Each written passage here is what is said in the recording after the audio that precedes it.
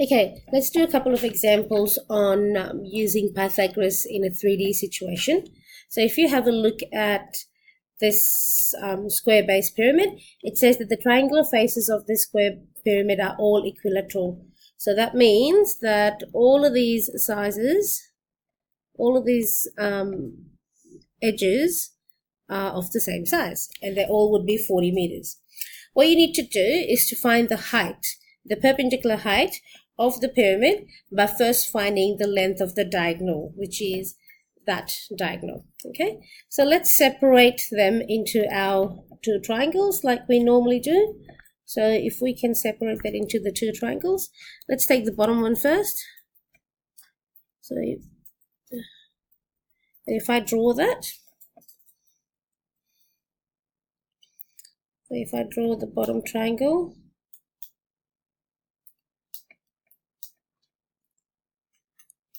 that's a right angle. That's the 40 meters over there. And obviously the other one is 40 as well because it's all the same. And this over here is D.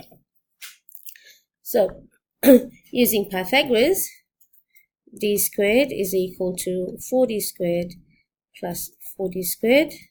So D would be equal to square root of 1,600 plus 1,600, which is square root of 3,200. Now leave the answer in the exact form of square root of 3,200, just so that I can get more accurate answers in the next part. So we found D. Now to find the height. So let's take another, just a different color now, and see, and let's draw that to find the height. So that would be this triangle over here, there, and there, and there, and that's the perpendicular height. So if I draw that, that's the perpendicular height.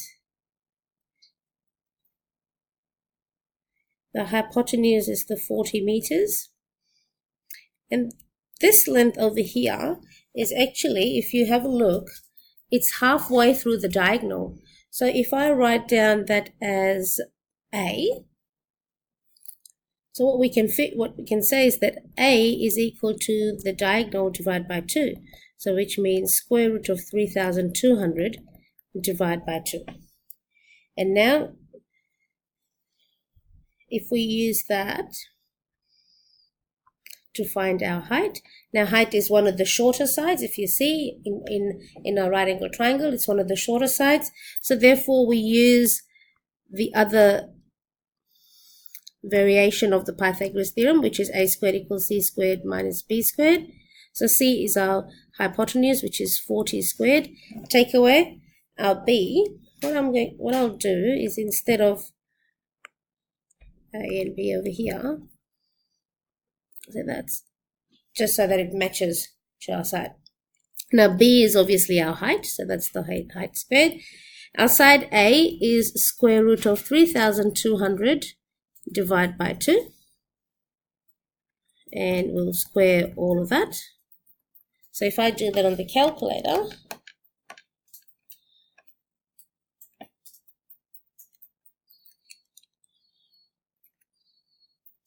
what I get is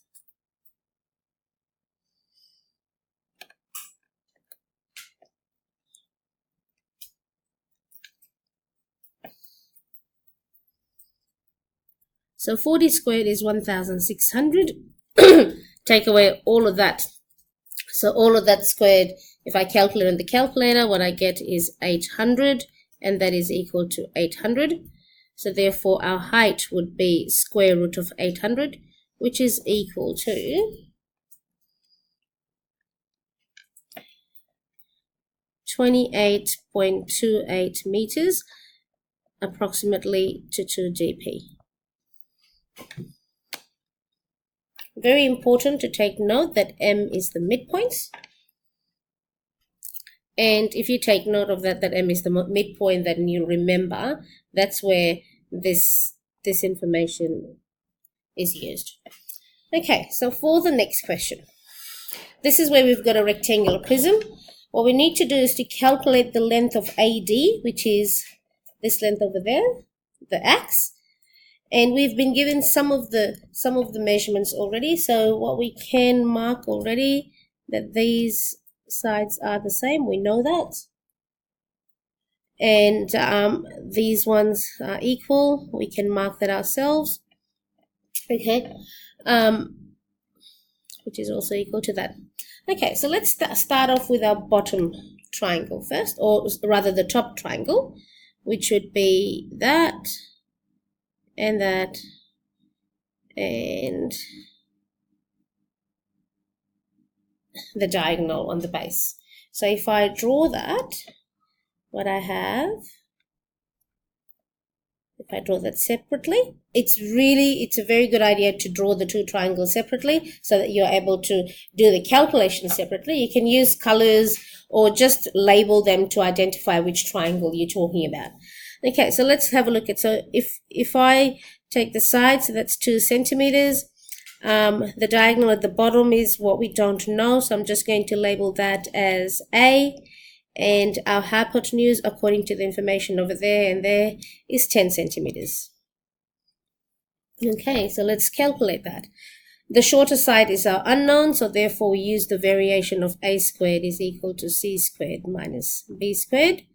C is 10, 10 squared, take away 2 squared, which is equal to 100, take away 4. And that gives us A as square root of 96. We can leave it as it is, as an exact form, so that it becomes more accurate in the next part. Now, let's now grab our second triangle. So now what we've done, now the diagonal, which is the bottom, which we've found as square root of 96, that forms the hypotenuse of the orange triangle. So if I draw the orange triangle over here,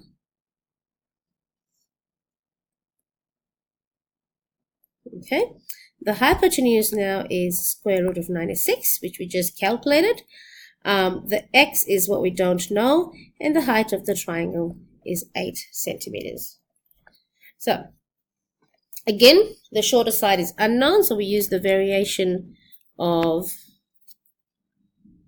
A squared is equal to C squared take away B squared, which is x squared equals C is square root of 96, everything square, take away 8 squared. Obviously what that gives us, square root of 96 and square that again gives us 96 again, take away 64. And that gives us 32. So therefore our x is equal to square root of 32, which we can leave it as it is in the exact form, or in rounded form, that will be 5.66 units centimeters rounded to 2 decimal places. All right, these two should help you prepare for Pythagoras in 3D.